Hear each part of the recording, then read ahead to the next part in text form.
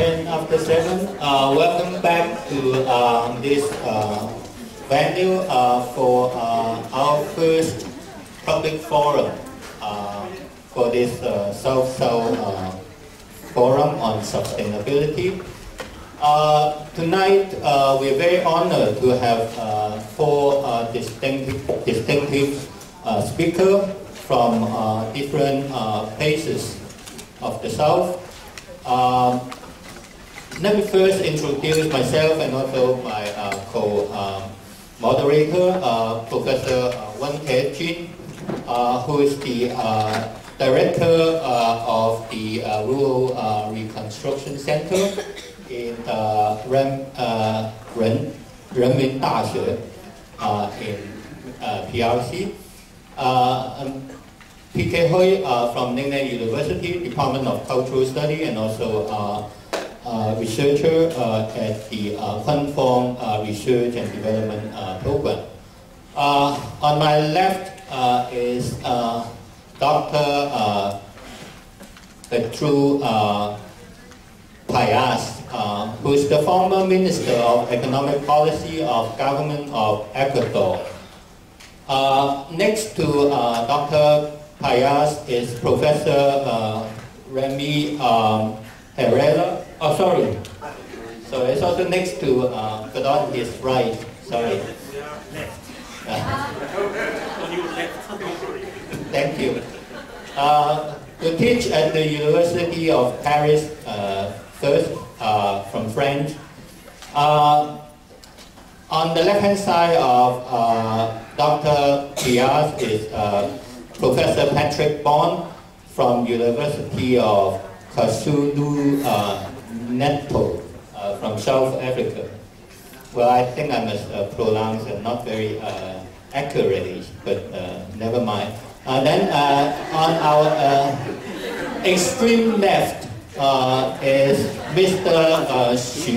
Yisheng from Research Institute of China Business News from Lingnan, China. So topic for tonight's public forum is on global financial crisis and responses from the South. I'm going to ask Professor Wan to say a few words to set a tentative agenda for tonight's forum. Professor Wan? I'm familiar with all of these speakers here. And I know him in the year 2000, or before 2000, I think it's more than 10 years. And Remy is in many times in social forum, and Pedro, I think that we met in Berlin, Brazil, yeah. It's 2 years or 3 years ago. And then I visited Ecuador. And Patrick, Professor Patrick, in 2008 in Venezuela, when we first have a kind of closed-door meeting, special focus on the global crisis. At that time, most of people think about the global crisis is exactly financial crisis. Yeah, it's financial crisis. But today, when we have a brainstorming this morning, we turn this, in average, we said it's a financial crisis. And now we can see that we both think that it's not exactly only the financial, especially the Pedro. He mentioned the financial crisis, the inflation is that a kind of weapon, it's a tool of this financial imperialism using for transfer out the cost to others. So my argument is also that most of these poor, marginalized population, the poor countries, why they are poor, it's not because they are originally poor. It's because they take too much institutional cost from the central. That is also the theory of PK's advisor, is Emmanuel Wallerstein. He divided this war into 3 different sectors. So we have so many discussions during these more than 10 years. And nowadays, today, the brainstorming is not only today. It's a 10 years brainstorming. So now let's turn to these speakers. We hear them, and then we can question. I think that one day's discussion, you all have a lot of questions. Then we give more time for your comments and for your questions. Thank you. So may I ask first Dr. Paez to give us our speech for tonight.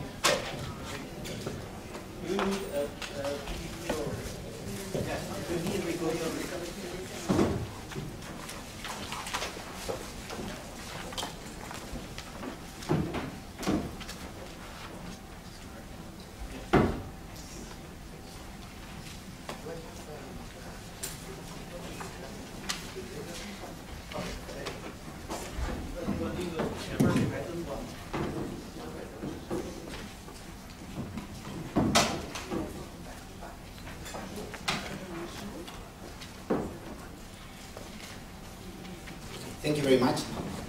I'm very happy to be here and to have the opportunity to share with you some reflections about the nature of this crisis and the importance for us to recognize not only what is embedded in the Chinese character, that crisis is an opportunity, but the fact that if we do not grasp this opportunity, we are doomed. That is, without reversibility, we are doomed.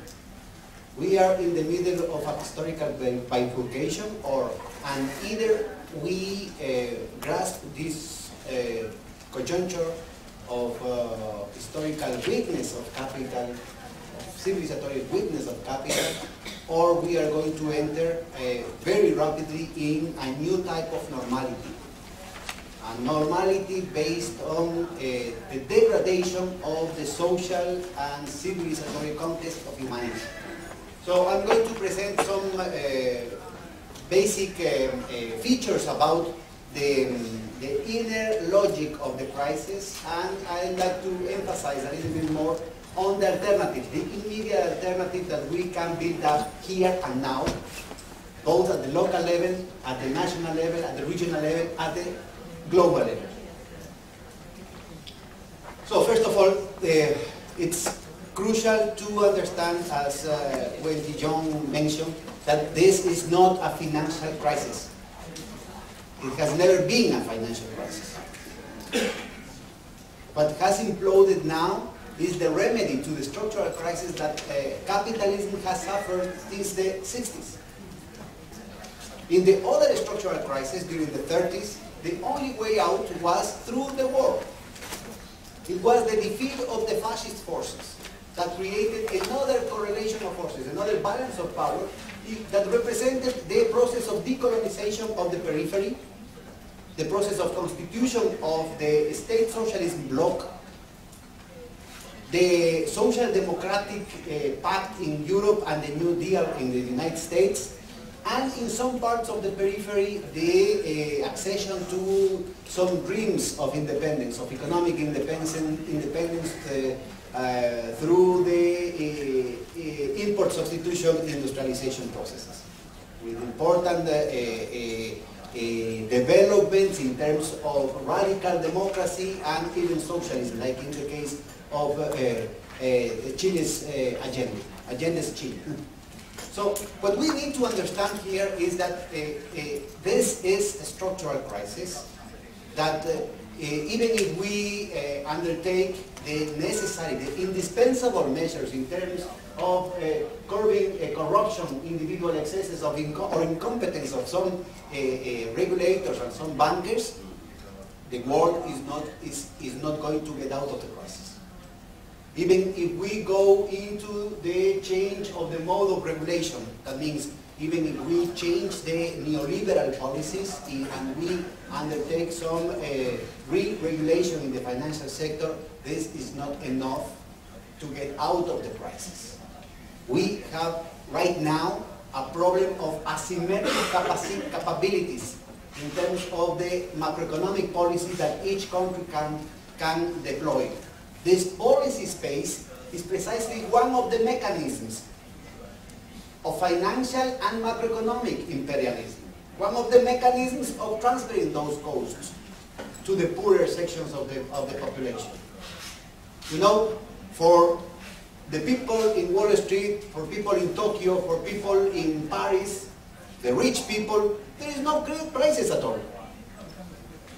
The only people suffering the crisis is the working people all around the world, without any suspicion about which is the origin of this new wave of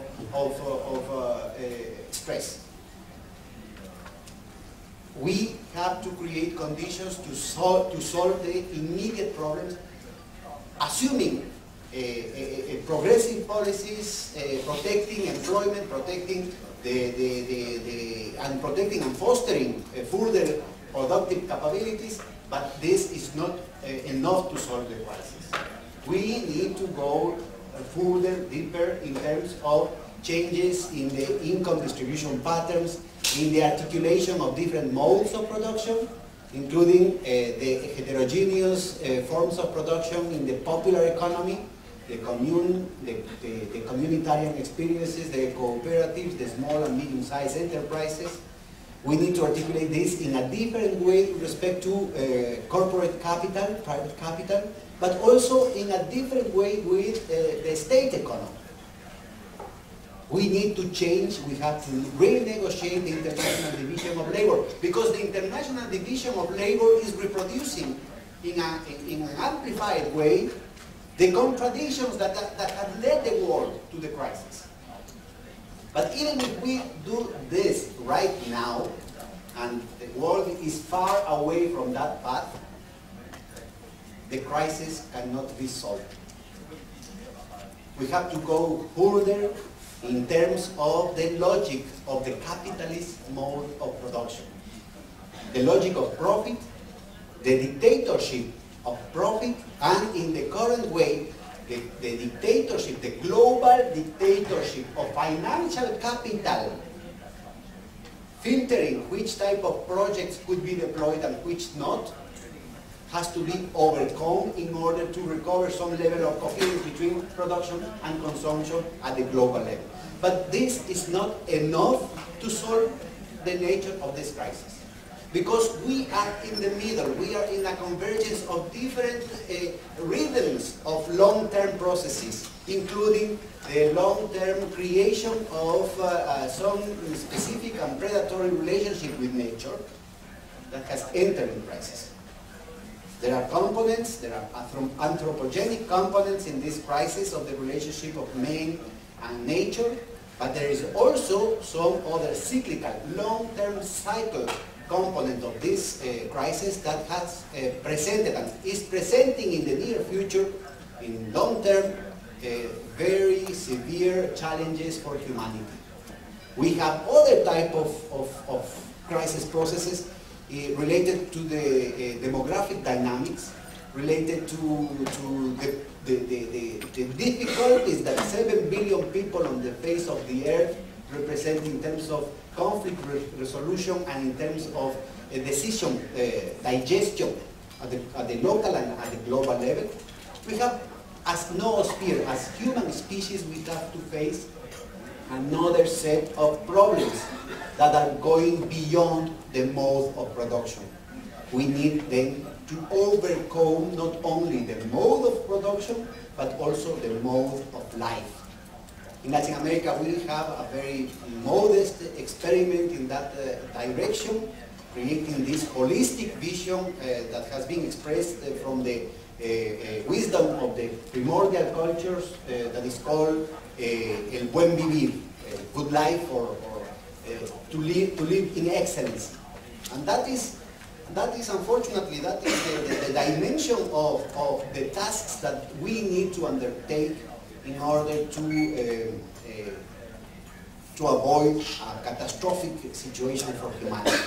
This is a systemic crisis, and we need to present systemic alternatives. We are in the middle of a declining phase in the cycle of life of capitalism. This is a senile capitalism in which the reforms that in the past 10 years, 20 years, 40 years ago were easily absorbed by capital now are totally dysfunctional for the current structure of power. This is nothing to do with technical situations, because there is a political impasse involved in this crisis. The current discussion, for example, in the United States about the debt ceiling is a self-restrictive situation, a totally artificial self-restrictive situation in order to impose some specific taming on the working classes. And the same happens in Europe. And you know, right now they are synchronizing the next plunging of the global economy in a very sharp recession. They are adjusting Europe, they are adjusting the United States, and they are pressuring everywhere, even here in China, for cutting budgets, increasing interest rates, reducing credit. In this overproduction crisis, it is clear that they are synchronizing, they are programming the next recession.